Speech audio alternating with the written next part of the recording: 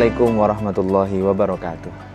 Alhamdulillahilladzi bi ni'matihi tatimmus shalihat wa bi dzikri awliyaihi tatanazzalu alaihi rahmat. Asyhadu an la ilaha illallah wahdahu la syarikalah wa asyhadu anna Muhammadan abduhu wa rasuluh. Allahumma shalli ala sayyidina Muhammad wa ala alihi wa sahbihi wa man tabi'ahum bi ihsan ila yaumil ma'ad. Amma ba'd. Hadirin semuanya, pemirsa dimanapun berada, ada sebuah kisah menarik yang diceritakan dalam kitab Durratun Nasihin. Bagaimana ternyata Allah Subhanahu wa Ta'ala sebelum menciptakan Nabi Adam, manusia pertama, Allah Subhanahu wa Ta'ala pertama kali menciptakan akal. Ketika akal diciptakan oleh Allah Subhanahu wa Ta'ala, kemudian akal disuruh maju satu langkah, kemudian mundur, dan akal langsung mengikutinya.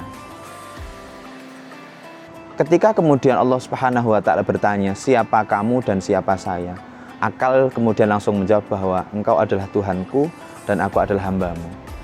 Jawaban yang membuat Allah Subhanahu wa Ta'ala sangat ridho sehingga memuji bahwa akal adalah termasuk salah satu penciptaan yang terbaik. Setelah akal diciptakan dan dialog tadi terjadi, diciptakan kemudian nafsu. Nah, berbeda ceritanya dengan akal yang tadi membuat Allah Subhanahu wa Ta'ala ridho. Ketika nafsu diciptakan, Allah Subhanahu wa Ta'ala bertanya, siapa kamu dan siapa saya? Nafsu itu langsung menjawab.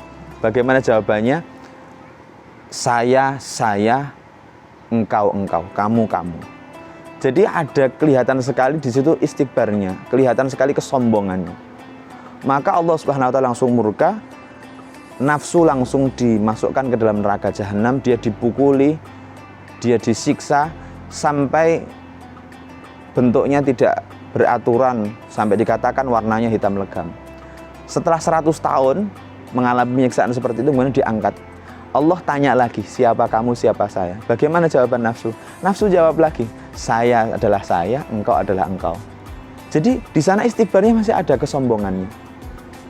Dimasukkan lagi ke dalam neraka jahanam 100 tahun.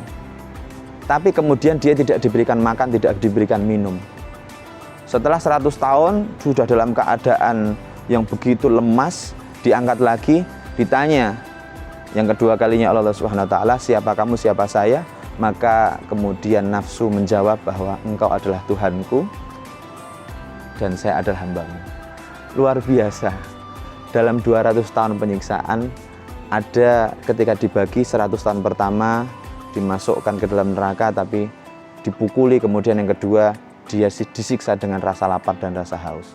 Apa yang kemudian terjadi? Ternyata haus dan lapar itu bisa membuat nafsu menjadi tunduk. Disitulah kemudian nafsu dan akal dimasukkan ke dalam kepribadiannya Nabi Adam.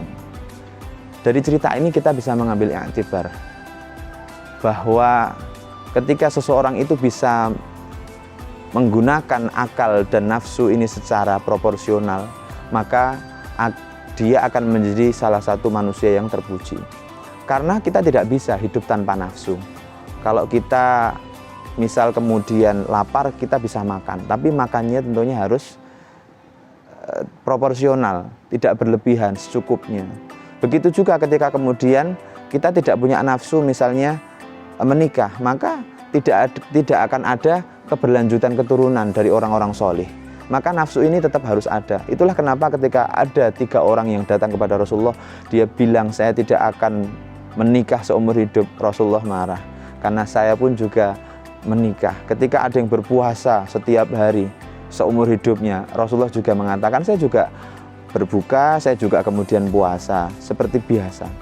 Artinya nafsu ini dibutuhkan. Tapi ketika kemudian nafsu dan akal didudukkan dalam satu kerangka yang baik, maka ini akan menjadi luar biasa. Kalau kita bicara konteks setelah Ramadan, apa yang kemudian perlu kita persiapkan? Hati-hati sekali bahwa kemudian setan akan kembali. Artinya musuh kita menjadi 2. Siapa dia? Nafsu, yang kedua adalah setan itu sendiri.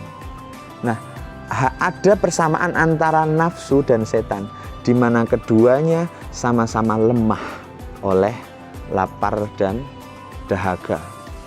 Ada sebuah hadis yang diriwayatkan, hadis ini muttafaq alaih, bahwa ternyata setan itu mengalir melalui aliran darah. Dan cara untuk mempersempit potensi dia untuk merusak adalah dengan membuat dia lapar dan dahaga. Maka saya mengajak pada kesempatan yang mulia ini, lapar dan dahaga yang sudah disyariatkan oleh Allah Subhanahu wa taala ini benar-benar kita optimalkan, sehingga ini bisa menjadi lapar dan dahaga yang bisa menjadikan kita sebagai pribadi yang lebih baik. Sekali lagi, tantangan kita setelah puasa ini justru akan lebih berat.